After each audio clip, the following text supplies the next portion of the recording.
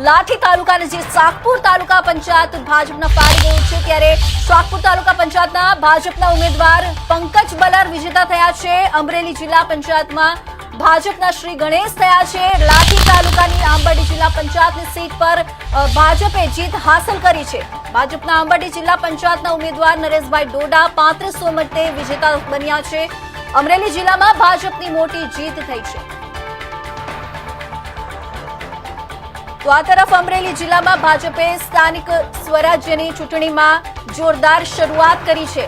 લાઠી તાલુકાના શાકપુર તાલુકા પંચાયતથી લઈને આંબરડી જિલ્લા પંચાયત સુધી ભાજપે વિજયનો ધ્વજ લહેરાવ્યો છે। પંકજ બલર અને નરેશભાઈ ડોડા જેવી ઉમેદવારોની જીત સાથે જિલ્લામાં ભાજપે મજબૂત પકડ બનાવી છે।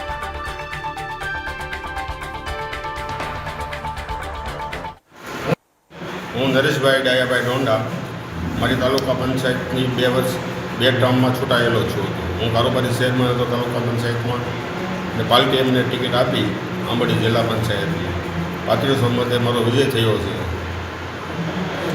તે બદલ મતદાતાઓ તથા કાર્યકરો તથા આગેવાનોનો હૃદયપૂર્વક આભાર માનું છું।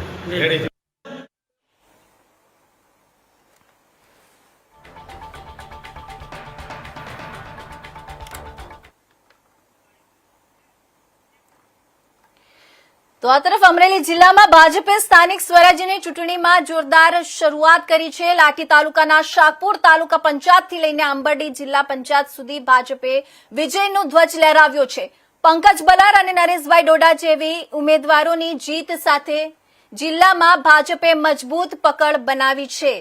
તો અમરેલી જિલ્લાની જ વાત કરીએ તો આ ભાજપે સ્થાનિક સ્વરાજ્યની ચૂંટણીમાં જોરદાર શરૂઆત કરી છે। લાઠી તાલુકાના શાકપુર તાલુકા પંચાયતથી લઈને આંબરડી જિલ્લા પંચાયત સુધી ભાજપે વિજયનો ધ્વજ લહેરાવ્યો છે। પંકજ બલર અને નરેશભાઈ ડોડા જેવી ઉમેદવારોની જીત સાથે જિલ્લામાં ભાજપે મજબૂત પકડ બનાવી છે। ભાજપ લાઠી તાલુકાના શાકપુર તાલુકા પંચાયતમાં ભાજપના ફાળે ગઈ છે, ત્યારે શાકપુર તાલુકા પંચાયતના ભાજપના ઉમેદવાર પંકજ બલર વિજેતા જાહેર કરવામાં આવ્યા છે। અમરેલી જિલ્લા પંચાયતમાં ભાજપના શ્રી ગણેશ થયા છે। લાઠી તાલુકાની આંબરડી જિલ્લા પંચાયતની સીટ ભાજપે જીતી છે। ભાજપના આંબરડી જિલ્લા પંચાયતના ઉમેદવાર નરેશભાઈ ડોડા 3500 મતે વિજેતા બન્યા છે। તો આ તરફ અમરેલી જિલ્લામાં ભાજપની મોટી જીત થઈ છે। ચાલો સીધા જોડાઈએ અમારા પ્રતિનિધિ અશોક મનવર સાથે। જે અશોકભાઈ, અમરેલી જિલ્લામાં ભાજપની આ શરૂઆતને તમે કેવી રીતે જોવો છો? મોટી જીત તરીકે કેવી રીતે જુઓ છો? જી ચોક્કસ કહી શકાય કે હાલ સ્થાનિક સ્વરાજ્યની ચૂંટણીને લઈને ક્યાંક ને ક્યાંક અત્યારે ઉમેદવારોના નામ જાહેર થઈ જાય, વિજેતાઓ જાહેર થાય। ગત 26 એપ્રિલના રોજ યોજાયેલા મતદાનને લઈને આજે 28 એપ્રિલ અત્યારે જેનું ગણતરી છે, ત્યારે ભાજપ કોંગ્રેસના આપ પાર્ટી વિશે સીધો ત્રિપાંખી જંગ ખેલાઈ રહ્યો છે।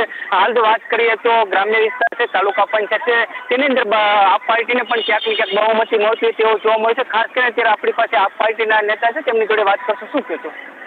પહેલા તો હું બગસરા મુકામે મતગણતરીમાં પધાર્યો છું, તો પહેલા તો જનતાનો આભાર માનું છું। બગસરા જિલ્લા પંચાયત આમ આદમી પાર્ટીની અત્યારે બની છે હામાપુર જિલ્લા પંચાયત સીટનું રિઝલ્ટ આવી ગયું છે। વનરાજભાઈ વાળા બહુ મોટી ભવ્ય 1800 ઉપર મતથી વિજેતા થયા છે, તેમને અભિનંદન આપું છું। તેમજ અમારા તાલુકા પંચાયતના 7માંથી 6 ઉમેદવાર વિજેતા થયા છે, તેમને પણ હું ખૂબ ખૂબ શુભકામના આપું છું। આ પરિવર્તનની લડાઈમાં જે કોઈ સહયોગી સનિષ્ઠ કાર્યકર્તા, તમામ જનતા, હું હિરેન વિરડી અમરેલી જિલ્લા મહામંત્રી તમામનો આભાર માનું છું। ખાસ કરીને કેવી ઉમેદો લઈને મતદાન કર્યું છે? શું કહેશો? લોકોએ પરિવર્તનનો નારો, આ ભ્રષ્ટાચારી તાનાશાહી અભિમાની સરકારથી ત્રાસીને ગામડાના ખેડૂતોએ જે મતદાન બમ્પર કર્યું, બગસરા તાલુકાની વાત કરી તો આમ આદમી પાર્ટીનો ભવ્ય વિજય થયો છે। ખાસ કરીને અત્યારે આમ આદમી પાર્ટીનો ભવ્ય વિજય થયો તેવું પણ જણાવે છે, ત્યારે ખાસ કરીને આપણી સાથે કોંગ્રેસના પણ કાર્યકર્તા છે। શું કહેશું? લોકશાહી ડબે સ્થાનિક સ્વરાજની ચૂંટણી જે અમારા કોંગ્રેસ પરિવારમાંથી કે જે કાંઈ ઉમેદવારો અને અમારા કાર્યકર્તાઓ જે લડત આપી છે, આપણી પરિસ્થિતિના કારણે જે કાંઈ અમારી હાર થઈ છે અમે હાર સ્વીકારી છે। આની પાછળ અમે મનોમંથન કરશું।